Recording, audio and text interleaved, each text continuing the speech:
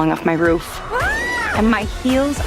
2023 সালে মুক্তি পাওয়া গ্রেটা গারউইগ পরিচালিত বারবি সিনেমা বিশ্বজুড়ে রীতিমতো আলোড়ন সৃষ্টি করেছিল। বক্স অফিসে $140 কোটি বেশি আয় করার পাশাপাশি অস্কারে 8টি বিভাগে মনোনয়ন পেয়ে এটি বছরের অন্যতম আলোচিত সিনেমায় পরিণত হয়। সেই সাফল্যের পর থেকেই দর্শকদের অপেক্ষা ছিল বারবি 2 এর জন্য। তবে পারিশ্রমিক সংক্রান্ত জটিলতায় এখন অনিশ্চয়তার মুখে পড়েছে সিনেমাটির দ্বিতীয় কিস্তি।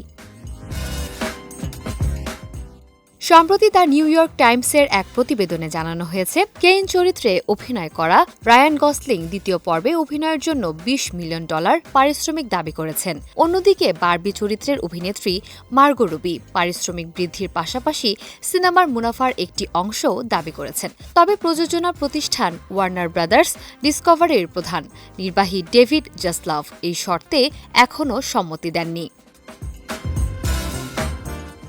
হলিউডের সাধারণত সফল ফ্র্যাঞ্চাইজির ক্ষেত্রে শুরুতেই একাধিক সিনেমার জন্য অভিনয় শিল্পীদের সঙ্গে চুক্তি করা হয়, কিন্তু বারবির ক্ষেত্রে শুধু একটি সিনেমার জন্যই চুক্তি হয়েছিল।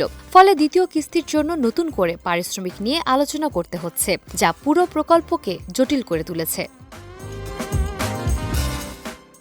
বারবি ব্র্যান্ডের মালিক প্রতিষ্ঠান ম্যাটেলের সঙ্গে চুক্তি অনুযায়ী 2026 সালের ডিসেম্বরের মধ্যে বারবি 2 এর কাজ শুরু না হলে চলচ্চিত্রের স্বত্ব ম্যাটেলের কাছে ফিরে যাবে। তখন তারা চাইলে অন্য কোনো স্টুডিওর সঙ্গে নতুন চুক্তি করতে পারবে। ওয়ার্নার ব্রাদার্সের সহপ্রধান প্যাম আবডি ও মাইকেল ডি লুকা জানিয়েছেন, ম্যাটেলের সঙ্গে আলোচনা অব্যাহত রয়েছে এবং সমঝোতায় পৌঁছাতে তারা আশাবাদী। তবে কাস্টিং ও পারিশ্রমিকের বিষয়টি চূড়ান্ত না হওয়া পর্যন্ত তারা সেই গল্প স্টুডিওর কাছে উপস্থাপন করবেন না। ফলে শেষ পর্যন্ত সমঝোতা হয় কিনা সেটি এখন বারবি 2 এর ভবিষ্যৎ নির্ধারণ করবে।